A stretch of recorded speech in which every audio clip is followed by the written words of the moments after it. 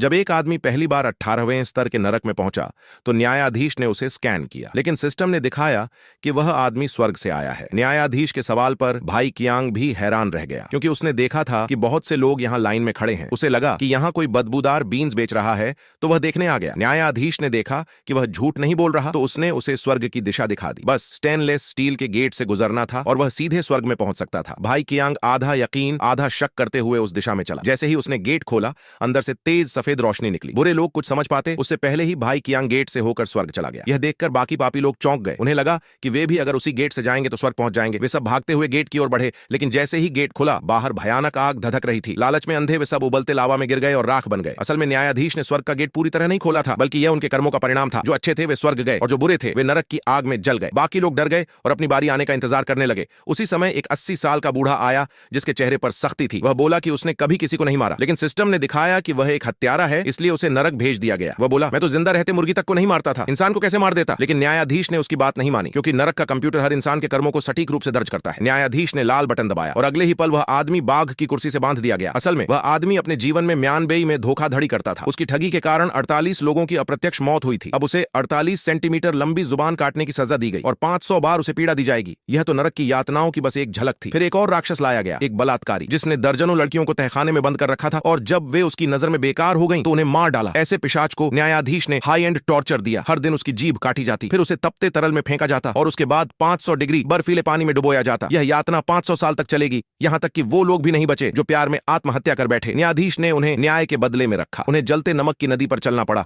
अगर जरा भी फिसले तो कभी मुक्ति नहीं मिलती। एक बूढ़ा बोला, हमने तो प्यार के लिए जान दी, यह पाप कैसे हुआ। लेकिन सच्चाई यह थी कि वे एक दूसरे के असली जीवन साथी नहीं थे। वे सोचते थे कि मरने के बाद साथ रहेंगे, पर असल में उनका इंतजार दर्द की सजा कर रहा था। अगले ही पल दीवार से अनगिनत लोहे की सुइयां निकली और दोनों को चीरते हुए दीवार में समा गईं। ऐसी भयावह यातनाएं देखकर शायद कोई भी अगले जन्म में बुराई करने की हिम्मत न जुटा